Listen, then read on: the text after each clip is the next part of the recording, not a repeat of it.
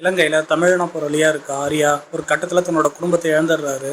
Sri Lankan army கிட்ட இருந்து தப்பிக்க கேரளால இருக்க ஒரு முன்னாள் கொலைகார கும்பலோட ஹெல்ப்பால தலைமறைவாகிறாரு. அதுக்கப்புறம் அவர் பாதுகாப்பா இருந்தாரா, அந்த முன்னாள் கொலைகார கும்பல் கூட சேர்ந்ததால அவருக்கு என்ன ஆச்சு அப்படின்னு சொல்ற படம் தான் ஆனந்தன் காடு. ஃபர்ஸ்ட் இந்த படத்தோட பாசிட்டிவ் பாயிண்ட்ஸை பார்த்துருவோம். இந்த படத்தில் அந்த முன்னாள் கொலைகார கும்பலில் நடிச்சிருந்த ஆக்டர்ஸ் எல்லாமே சூப்பராகவே நடிச்சிருந்தாங்க. அதுலேயும் இந்திரன் சார் அவரோட ஆக்டிங்லாம் வேற லெவல். இந்த மனுஷெல்லாம் கொலைகார கும்பல் கேங் லீடர்னு சொன்னால் யாராவது நம்புவாங்களா அப்படின்ற மாதிரி தான் இருக்கும். பட் ஆனால் அந்த கேரக்டரை ஆக்டிங்கில் கொண்டு வந்த விதம் ரொம்பவே சூப்பராக இருந்துச்சு. ரொம்பவே டாமினேட்டிங்காக அவர் சொல்கிற டைலாக்லேயே அவர் பாஸ்டில் என்ன மாதிரி ஒரு ரவுடியாக இருந்திருப்பாருன்னு சொல்லி ஒரு சில சீனெல்லாம் புரிஞ்சிக்க முடியுது. அவர் சைலண்டாக சொல்கிற ஒரு சில டைலாக்லேயே தலைமை இறங்கி ஏதோ சம்பவம் செய்ய போகிறான்னு சொல்லிட்டு நினைக்க வச்சிடுறாரு. படத்தில் ஒரு சில சீனில் எமோஷன் நல்லாவே ஒர்க் ஆகியிருக்கு.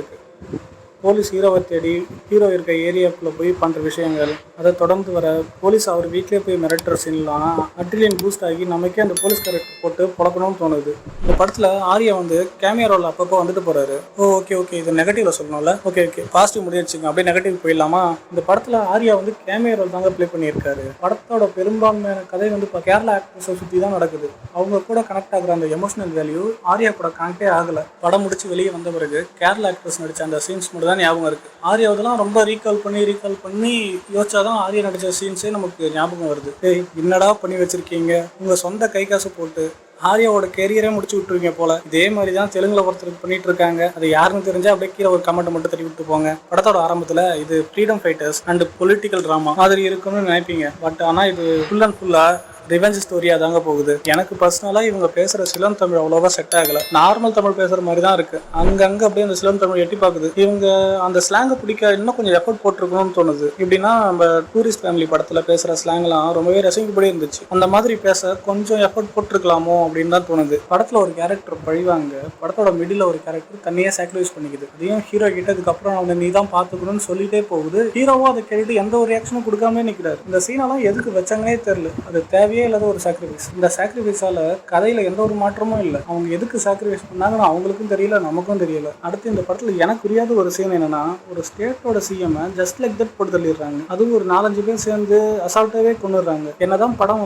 இயர்லி 90sல நடந்தாலும் ஒரு சிஎம் அசால்ட்டா போட்டு தள்ள முடியுமா? இது எனக்கு புரியல. ஒரு வேலை அப்படி இருந்திருக்கலாம், 90sல இயர்லி 90sல அந்த மாதிரி இருந்திருக்கலாம். அது எனக்கு தெரியாம இருந்திருக்கலாம். அதனால உங்களுக்கு தெரிஞ்சது அப்படின்னா அதையும் கமெண்ட்ல சொல்லுங்க. அடுத்து இந்த படத்துல எனக்கு பிடிக்காத சீன்னா இதுதான். படத்தோட எண்டுல ஹீரோ ஒரு சின்ன பையனுக்கு கையில கண்ணை கொடுத்து பழிவாங்க அனுப்புறாரு. அதுவும் அவனுக்கு பழிவாங்கிறதுக்கு எப்படின்னு ட்ரைனிங்லாம் கொடுத்து கிளைமேக்ஸ்ல அந்த பையனை பழிவாங்க அனுப்புறாரு. இந்த சீனை பார்க்கும்போது அவங்க எந்த பாயிண்ட்டை ப்ரூவ் பண்ண நினைக்கிறாங்கன்னே தெரியல. ஏன்னா பழிவாங்கிறதுன்றது ஒரு நல்ல விஷயமே இல்லை. படத்துல என்னதான் அதுக்கு 1000 ஜஸ்டிஃபிகேஷன் கொடுத்துருந்தாலும் பழிவாங்கிறதுன்றது ஒரு தவறான செயல். ஸோ ரியல் லைஃப்ல யாரையும் பழிவாங்க நினைக்காதீங்க. அவங்க உங்களுக்கு என்னதான் கெட்டது செஞ்சிருந்தாலும் பரவாயில்ல, முடிஞ்ச அளவுக்கு அவங்கள மறப்போம் மன்னிப்போன்னு கடந்து போங்க. இல்லைன்னா லீகலா மூவ் பண்ணிக்கோங்க. இதுதான் பெட்டர். படத்தில் வர மாதிரி நாமளும் பழி வாங்கணும்னு நினைச்சோம் அப்படின்னா கண்டிப்பாக அது உங்களை பல தவறான செயலை செய்ய வைக்கும். அதே மாதிரி நம்மளை காப்பாற்றிக்கிறதுக்கு பேர் ரவுடிசம் பண்ணுவோன்னு வாட்ஸ்அப் ஸ்டேட்டஸில் வைக்க தான் செட் ஆகும். வாழ்க்கைக்கு செட் ஆகாது. ஓவராலாக இது ஒரு பிலோ ஆவரேஜ் ரிவெஞ்ச் ஸ்டோரி, அவ்வளோதான். உங்களுக்கு ரிவெஞ்ச் ஸ்டோரி பிடிக்கும் அப்படின்னா இந்த படத்தை பாருங்க. இந்த ரிவ்யூ உங்களுக்கு பிடிச்சிருந்துச்சு அப்படின்னா இந்த வீடியோக்கு ஒரு லைக் பண்ணிட்டு இந்த படத்தை பற்றின கருத்துக்களை கமெண்ட்ல சொல்லுங்க. அப்படியே மறக்காம நம்ம சேனலை சப்ஸ்கிரைப் பண்ணிடுங்க. தேங்க்யூ ஃபார் வாட்சிங். வறுவல் கடை.